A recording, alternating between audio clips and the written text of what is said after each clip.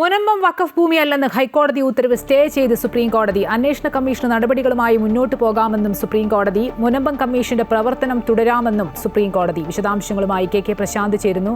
പ്രശാന്ത്, ഈ വഖഫ് സംരക്ഷണ സമിതി ഹർജിയിൽ ചൂണ്ടിക്കാട്ടിയ കാര്യം സുപ്രീം കോടതി അംഗീകരിച്ച് ഇത് സ്റ്റേ ചെയ്യുകയായിരുന്നു.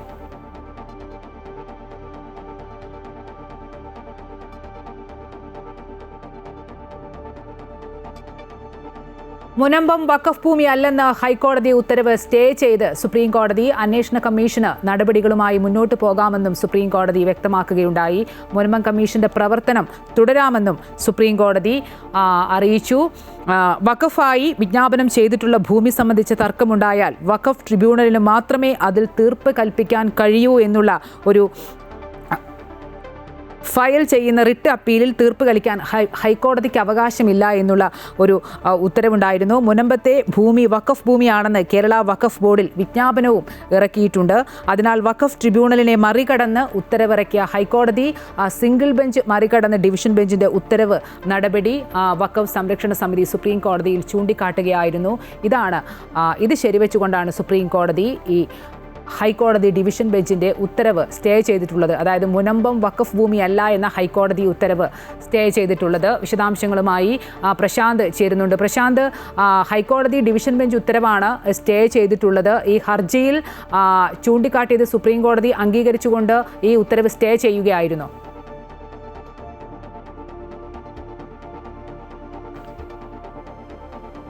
മുനമ്പത്തെ വഖഫിന്റെ ഭൂമി അത് വഖഫ് ഭൂമി അല്ല എന്നുള്ള മുനമ്പത്തെ ഭൂമി വഖഫ് ഭൂമി അല്ല എന്നുള്ളതാണ് ഹൈക്കോടതി ഡിവിഷൻ ബെഞ്ച് വ്യക്തമാക്കിയത്. അതിന്റെ അടിസ്ഥാനത്തിലായിരുന്നു തുടർ നടപടികൾ സംസ്ഥാന സർക്കാരിന്റെ ഭാഗത്തുനിന്നൊക്കെ തന്നെ തുടങ്ങുകയൊക്കെ ചെയ്തത്.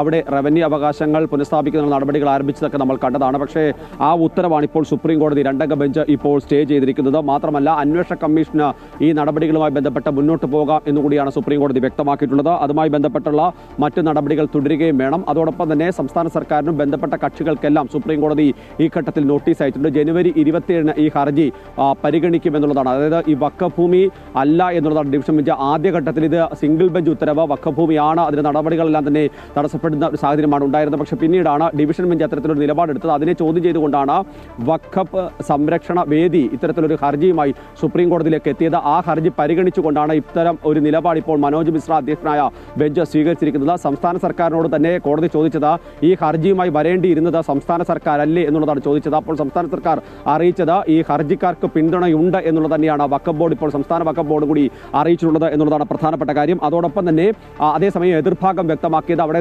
നിരവധിയായ മത്സ്യത്തൊഴിലാളികൾ താമസിക്കുന്നുണ്ട്, അതുകൊണ്ട് തന്നെ അത്തരമൊരു നീക്കം ഉണ്ടാകരുത് എന്നുള്ളത് വ്യക്തമാക്കി. പക്ഷേ ഇക്കാര്യത്തിൽ ഒരു കമ്മീഷൻ ഉണ്ടല്ലോ, കമ്മീഷന് നിലപാടുകൾ വരട്ടെ എന്നൊരു നിലപാടാണ് സുപ്രീം കോടതി എടുത്തതെന്നാണ് നമുക്ക് മനസ്സിലാക്കാൻ കഴിയുന്നത്. ഏതായാലും ഈ കമ്മീഷൻ റിപ്പോർട്ട് മാത്രമല്ല, എതിർഭാഗം പറഞ്ഞത് ഈ കമ്മീഷൻ റിപ്പോർട്ട് സർക്കാരിന് മുന്നിൽ എത്തിയിട്ടുണ്ട് എന്നുള്ളതാണ്.